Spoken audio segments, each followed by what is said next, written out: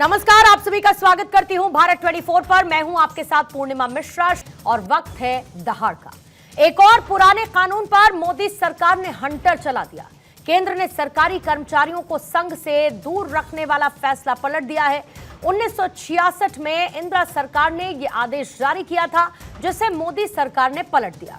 अब इसे लेकर सियासी संग्राम तेज हो चुका है। पूरा का पूरा विपक्ष मोदी सरकार और बीजेपी पर हमला बोल रहा है। ओवैसी ने इसे हिंदू राष्ट्र की तरफ अगला कदम बताया तो कांग्रेस पार्टी भी भड़की हुई है। इंदिरा सरकार का फैसला पलटकर पीएम मोदी ने एक तीर से दो शिकार किए। एक तरफ कांग्रेस को झटका दिया तो दूसरी तरफ संघ को खुश करने वाला आदेश दिया। 58 साल पहले इंदिरा सरकार ने सरकारी कर्मचारियों को आदेश दिया था कि इसके तहत कोई भी सरकारी मुलाजिम संघ के कार्यक्रमों में नहीं जा सकता था। हालांकि 1977 में जनता पार्टी की सरकार ने यह फैसला पलट दिया था, लेकिन जैसे ही 1980 में इंदिरा की वापसी हुई, वैसे ही दोबारा इस आदेश को प्रभावी कर दिया गया।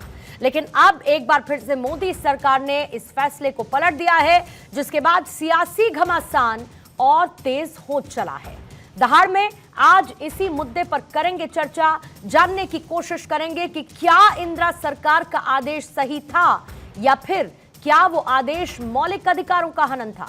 तमाम सवालों के जवाब भी तलाशेंगे, लेकिन उससे पहले इस मुद्दे पर कैसे सियासत गरमाई है, देखिए वार पलटवार।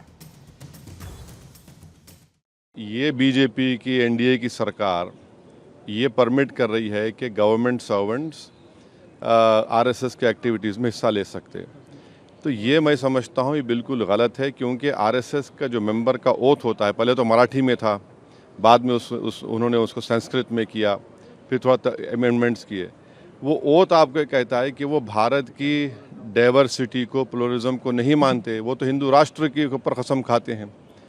तो जो हिंदू राष्ट्र के ऊपर कसम खाता वो तो इंडियन नेशनलिज्म के खिलाफ बात कर रहा है। तो आखिरी समय सांप्रदायिक राजनीति को जिंदा रखने के लिए, और ये तो बड़े सेंसिटिव चीज़ है कि अगर अधिकारी सेंसिटिव पोस्ट पर जाएगा और उसका व्यवहार आचरण किसी संस्था से या पॉलिटिकल पार्टी के माध्यम से उसका किया जाएगा, वो तो हम उत्तर प्रदेश में देख ही रहे हैं, हर दिन देख रहे हैं कि अधिकारी किस तरीके से पॉलिटिकल पार्टी का जो काम है वो कर रहे हैं। मैंने आपसे कहा कि सांप्रदायिक राजनीति फड़फड़ा रही है आखिरी वक्त दिया का। ये सांप्रदायिक राजनीति ऐसे ही जाएगी, जनता समझ चुकी है इन बातों को। देखिए, आरएसएस एक विचारधारा है और उस विचारधारा से असहमति देश के अंदर बहुसंख्यक है। मतलब मेजोरिटी के अंदर 70% से ज़्यादा लोग आरएसएस के विरोधी हैं, और इस स्थिति में ये बात कहना तो बड़ा दुर्भाग्यपूर्ण है। वो तो पहले से थे, अब ओपन हुआ है। अब ओपन हुआ है, वो तो पहले से थे। कौन कहता है पहले से नहीं थे? कितने अधिकारी कहते हैं कि मैं संघ की शाखा में जाता हूँ, मैं संघ से जुड़ा हुआ हूँ। वो पहले पिछले दरवाजे से थे, अब सामने से हैं। भाई सरकार है, कुछ ही कर लो। राष्ट्रीय स्वयंसेवक संघ पर जो प्रतिबंध था कि सरकारी मुलाजिम उसमें भाग नहीं ले सकते हैं, उसको जो हटाया है, मैं उसका स्वागत करता हूं। जो निर्णय कांग्रेस पार्टी ने राजनीतिक कारणों से लिया था, उसका हटना एक स्वागत का निर्णय है। बहुत ही स्वागत योग्य कदम है। धन्यवाद मोदी सरकार, धन्यवाद एनडीए सरकार जिन्होंने वो बैन हटाया। आरएसएस एक सांस्कृतिक सामाजिक संस्था है। इस देश में नैतिकता से परिपूर्ण नागरिक बने, देशभक्त नागरिक बने, उसका कोई स्कूल नहीं है। अगर कोई है तो उसका नाम है राष्ट्रीय स्वयंसेवक संघ। तो अगर देशभक्ति पूर्ण संस्कृति, भारतीय संस्कृति पूर्ण बनने से आप कोई रोक रहा है तो मैं नहीं समझता वो भारत का मित्र है।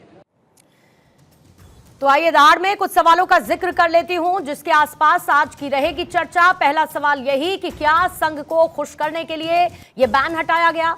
दूसरा सवाल यह कि क्या तत्कालीन इंदिरा सरकार का आदेश मौलिक अधिकारों का हनन था। तीसरा, क्या सरकारी कर्मचारियों पर केंद्र का फैसला सियासी है, राजनीति से प्रेरित है।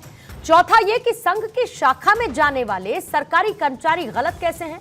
और पांचवा यह कि क्या आरएसएस विरोध के चलते आदेश के खिलाफ है विपक्ष।